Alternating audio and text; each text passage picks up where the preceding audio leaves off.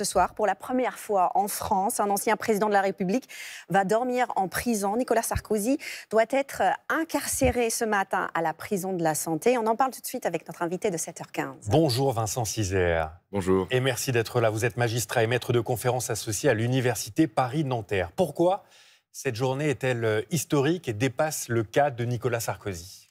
Alors, le fait que ce soit historique, ce seront peut-être les historiens qui nous le diront dans quelques décennies, mais sur l'aspect exceptionnel, je pense que c'est intéressant dans le sens où c'est l'aboutissement d'un processus que moi je qualifie de normalisation démocratique, dans le sens où c'est l'aboutissement d'un processus qui a vu le pouvoir judiciaire s'émanciper complètement du pouvoir exécutif, au service de l'égalité devant la loi et au service de la loi pour tous. Ce n'était pas le cas jusqu'ici? Alors, en réalité, ça ne l'était pas vraiment. Enfin, jusqu'ici, disons que le processus a commencé dans les années 1970, mais jusqu'aux années 1970, on a un principe d'égalité devant la loi qui est assez théorique, qui est quelque chose qui est sur le plan des principes, mais qui n'est pas vraiment appliqué. Et ça commence seulement dans les années 70, où on se met à incarcérer, alors non pas des anciens chefs de l'État à l'époque, mais des notaires, ou des chefs d'entreprise, mais déjà à l'époque, ça crée un scandale. C'est là où on va inventer ce mythe des juges rouges. Et ça se poursuit dans les années 80 avec de grands chefs d'entreprise, puis les années 90 avec des premières figures politiques nationales comme Michel Dlouin ou Alain Carignon, par exemple. Et là, on est dans l'aboutissement d'un processus où même un ancien chef de l'État va être logé à la même enseigne que n'importe quel justiciable. Beaucoup de Français avaient jusqu'à aujourd'hui du mal à croire que Nicolas Sarkozy pouvait rentrer en prison. Est-ce que cette condamnation va changer le regard des citoyens sur la justice ? Alors ça, je ne sais pas, il faudra leur demander, mais en tout cas, ce qui est sûr, c'est que là, on pourra vraiment se dire que même si on est un ancien chef de l'État, on peut être incarcéré de la même façon qu'un autre justiciable, dès lors qu'on a été jugé coupable. Et donc, je pense que, oui, là, on peut espérer que ça donne vraiment le sentiment que nul n'est à l'abri de la loi. Sauf que le président de la République, Emmanuel Macron, a reçu Nicolas Sarkozy, c'était vendredi dernier. Le garde des Sceaux, Gérald Darmanin, a annoncé qu'il irait voir en prison Nicolas Sarkozy. Qu'est-ce que ça vous inspire? Qu'est-ce que ça inspire aux magistrats que vous êtes?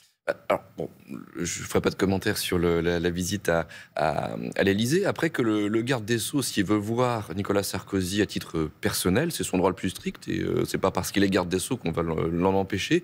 J'ose espérer qu'il le fera comme n'importe quel visiteur en prison. Nicolas Sarkozy a droit à des visites en prison, donc il a le droit de recevoir n'importe qui. Là, je ne pense pas qu'il y ait de difficulté. Ce qui est tout à fait, par contre, ce qui montre que Nicolas Sarkozy n'est peut-être pas injusticiable pour les autres, pour tout le monde, c'est le fait qu'on en parle autant aujourd'hui. C'est-à-dire que pour la plupart des gens, quand vous êtes incarcéré, vous êtes tout seul avec votre valise. Il n'y a pas beaucoup de journalistes et pas beaucoup de policiers pour accompagner votre entrée en prison. Bien sûr. Il va être placé en isolement. Il va être quand même traité différemment des autres. Il n'est pas monsieur tout le monde. Alors, pas tout à fait, puisqu'il va être placé en isolement comme n'importe quelle personne dans la même situation que lui, puisqu'il n'y a pas que les anciens chefs d'État qui sont placés à l'isolement, c'est toutes les personnes dont on peut raisonnablement craindre qui peuvent être victimes d'agressions, de représailles particulières. Et ça vaut par exemple pour des gens, quand il y a des policiers, des magistrats, des surveillants pénitentiaires qui sont placés en prison. Pour sa sécurité, c'est pas un traitement VIP. Ah, bien sûr, pas du tout, pas du tout. Et c'est vraiment pas du tout le premier. C'est-à-dire qu'il faut des personnalités sensibles. Sensibles, mais c'est pas forcément des gens médiatiques.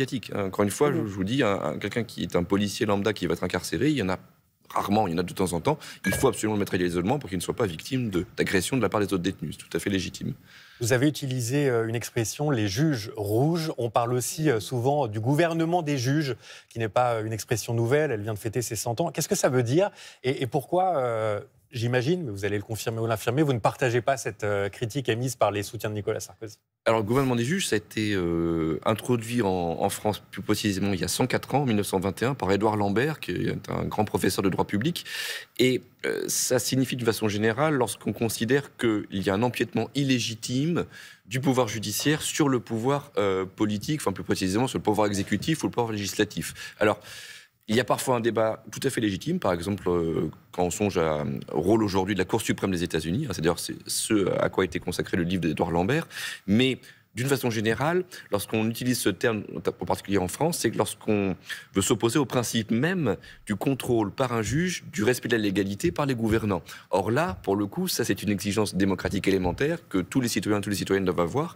que leurs représentants soient bien soumis à la loi. C'est pour ça que c'est illégitime, à mon sens, de parler de gouvernement des juges, a fortiori lorsqu'on va juger des faits qui ont été commis non pas dans l'exercice des fonctions, mais des faits qui sont des faits infractionnels, des délits, des crimes, pour lesquels les dirigeants ne sont pas soumis, enfin les gouvernants plus précisément, ne sont pas soumis à des règles différentes que n'importe qui dans la société. Merci Vincent Cizère pour cet éclairage ce matin. Je rappelle que vous êtes magistrat et maître de conférences associé à l'Université Paris-Nanterre. Et je précise que vous avez sorti un livre qui s'appelle « Gouverner les juges pour un pouvoir judiciaire pleinement démocratique ». Merci beaucoup.